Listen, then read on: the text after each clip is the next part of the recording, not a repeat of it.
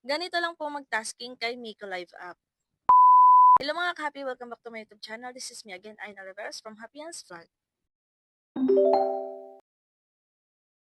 For today's video, pag-uusapan po natin yung about sa isang earning app kasi may nag-request po na gawin ko daw ng tutorial kung paano daw ba yung tasking dito kay Miko Live application. So sa mga hindi pa po nakakaalam kung ano yung Miko app is, isa po siyang live streaming application na kung saan pwede rin tayong kumita dito ng pera. So, pwede kayong mag-solo live, pwede rin kayong mag-open ng sarili nyong room or party live. Sa mga gusto po mag-download ng Miko application, ay ilalagay ko na lang po sa pinned comment or sa description yung link para makapag-download po kayo. And then mga B, kapag nakapag-download na kayo and then magsa-sign up na kayo dito kay Miko app is, ayan, lagyan nyo ng nickname and then pwede nyo rin pong palitan yung picture dito. Kayo nang bahala kung anong picture ilalagay ninyo. And then, pumili kayo kung male or female. And then, sa signature, pwede naman pong wala yan. And then, lagyan nyo yung birthday nyo, region. So, kung nasa Pilipinas kayo, hanapin nyo yung flag ng Philippines. And then, personality tags, photo wall. So, depende na sa inyo kung lalagyan nyo yung nasa baba na yan.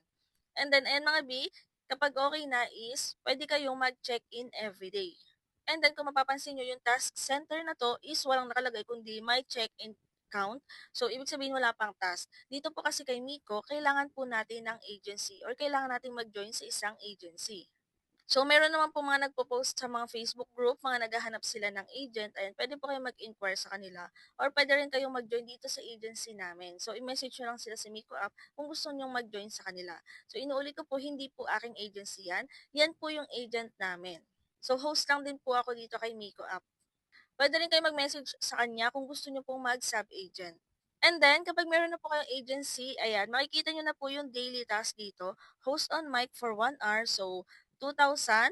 And then, host on mic for 2 hours, another 2,000. And then, host on mic for 3 hours, another 1,000 po. So, total of 5,000 po yung makiklaim natin na points dito kay Miko App. Ito po yung new user task niya. And then, paano nga ba mag-open ng room dito? So, punta kayo sa inyong task. And then, ayan, makikita nyo naman dyan. Click nyo lang yung go. So, ayan, create a new room. Please set a title and select cover image for your room. So, got it? So, ibig sabihin, lagyan nyo doon ng cover dito or picture. And then, lagyan nyo na ang caption. So, ayan, pwede kayong pumili kung video or voice. And then, ilang seats. So, sa akin, 4 seats lang. And then, start live na natin. So, ayun mga bi, ganyan lang pong mag-tasking dito kay Miko app. And then, ayan, kailangan po is maka 30 minutes man lang kayo na mag-task dito bago kayo mag-end live para counted po yung inyong oras. And then, ayan, kung mapapansin nyo po, may mga naghahagis dyan kahit hindi sila nakaupo sa inyong party live. May mga naghahagis po dyan, mga napapadaan sa inyong party live. So, ayan, ganyan lang mga ka-happy. Ganito lang po mag-tasking. Wait nyo lang siya na hanggang sa matapos yung oras. Pwede rin naman putol-putol, pero pinakamababa nyo munang gawing tasking is na maka 30 minutes kayo bago kayo mag-end live. So, ayan, may mga games din dito mga B. So, eto po yung mga games niya. So, depende na sa inyo kung alin yung gusto nyo laruin dyan or kung gusto nyo maglaro ng mga games dito kay Miko. And then, same lang din naman siya sa ibang games ng mga application na meron tayo for sure familiar na kayo sa mga games na to. And then sa mga coin seller naman or gusto nyo bumili ng coins, may mga coin seller din po na nagpo-post. And then yung ibang mga coin seller na pinagbibilhan natin ng coins sa Hala, sa Bolo App, ayan, coin seller na rin po sila sa Miko. So pwede kayong mag-inquire sa kanila. So ayan, kung mapapansin nyo, may mga naghahagis. Malaking bagay din mga B, yung mga naghahagis na ganyan. Kaya maganda rin na mag-open tayo ng sariling party live. Pwede rin naman po tayong makitask sa panel ng iba nating mga ka-member or ng agent na nasalihan natin. So pwede tayo makitask sa kanila. Pero itong mga ganda mga B, kapag kayo ay naka-open ng panel, so ayan, may mga naghahagis talaga.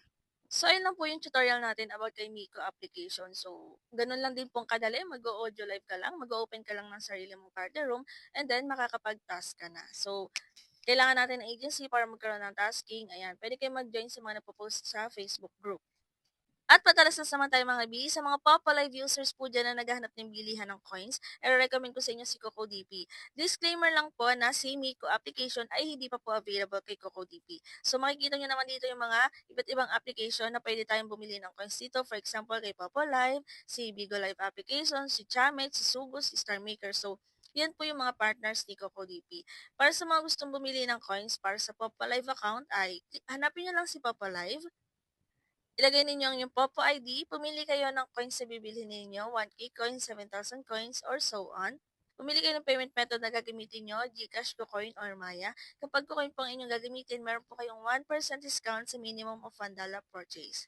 And then, ilagay ninyo ang inyong email address and then click buy now. At para direct po kayo sa kung anong payment method yung gagamitin nyo, for example, GCash, para mag-proceed po ng transaction at wala pa pong 1 minute na sa inyong mapapalive account yun na ang inyong coins na binili.